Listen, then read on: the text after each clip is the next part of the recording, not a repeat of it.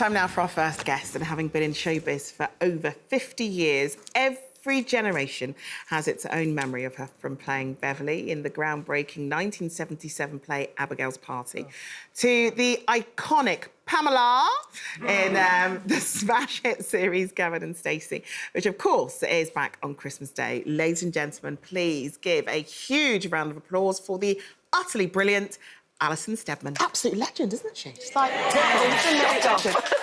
but you are! And I'm a huge Gavin and Stacey fan, so I'm a bit nervous being in your presence, Alison. I think you're absolutely brilliant. Why have you decided to do this? It's Alison Steadman out of character. Why have you decided that now's the time to write about your life? Well, you know, that time in my life, I've done a lot. I've got a lot behind me, and it was suggested to me. And I thought, yeah, why not? When I was told that it would only be about my career, it wouldn't be about my private life, with them, you know, digging into this and maybe that, and I thought, no, I don't want any of that. But as long as it's just about my career, actually, I'd like that. Yeah. That would be a nice thing to do. And no doubt you've got stacks of memories. Yeah, you know, absolutely. Easy to draw on the stories. In fact, I was actually saying to someone earlier that if someone said to me, oh, what did you do on Saturday? I go, I've got to think for about 10 minutes. But if someone said, oh, what was that play like 30 years ago, I can remember it. Yeah. Word for word. I can remember so much about my career. And as a child, this started as a child, didn't it? You loved putting on a show. Yeah. And so did your parents kind of know then, oh, she's going to end up on the stage? Yes, my mum would always encourage me.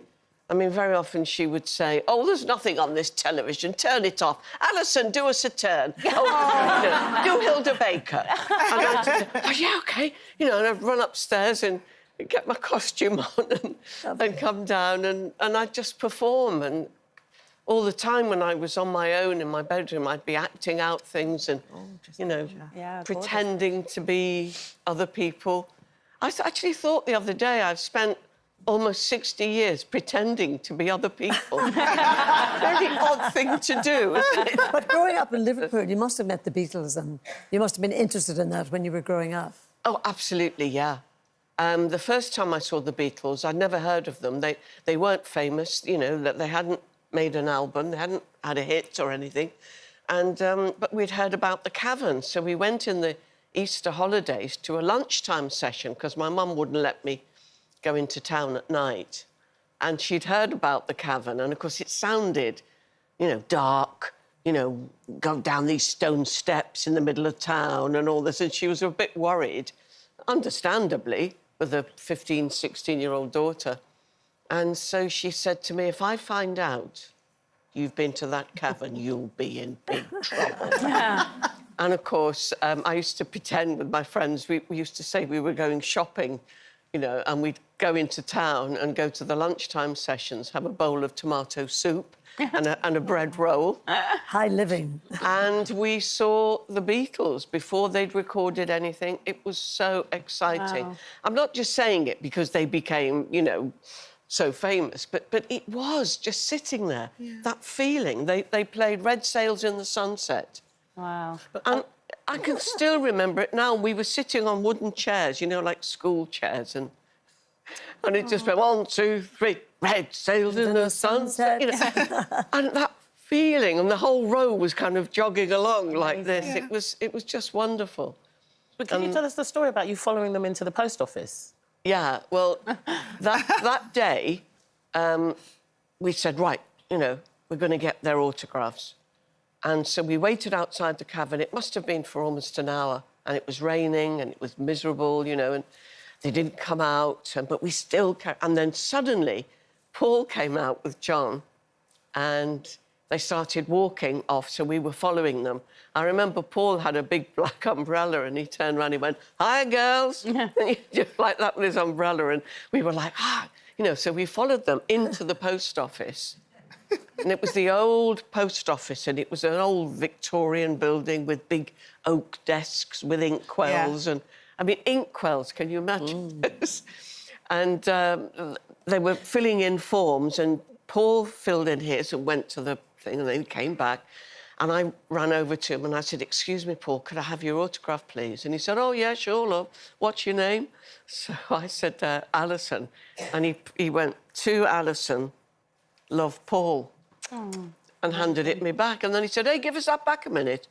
And he put Beatles in brackets. Oh, wow. He didn't put McCartney. He must have been so unused to signing autographs. Oh, it's incredible. I mean, there are so many...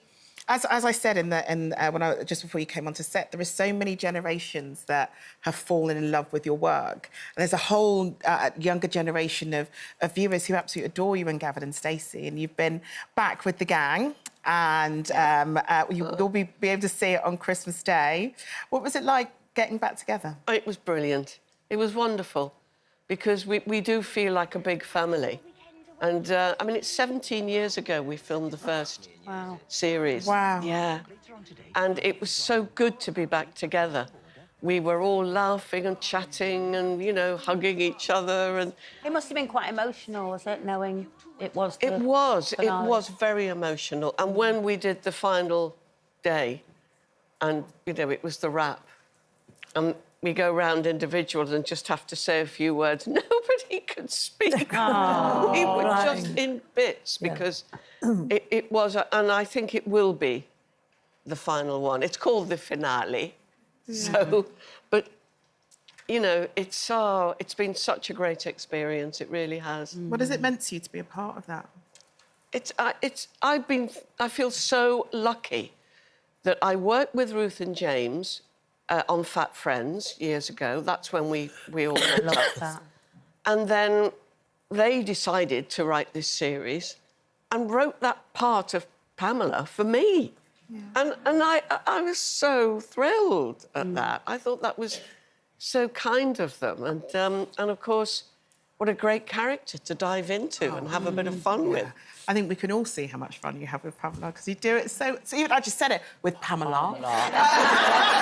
But look, I tell you what, we cannot wait to watch it on Christmas Day, because I just think you'll be absolutely brilliant. Ladies and gentlemen, Alison Steadman.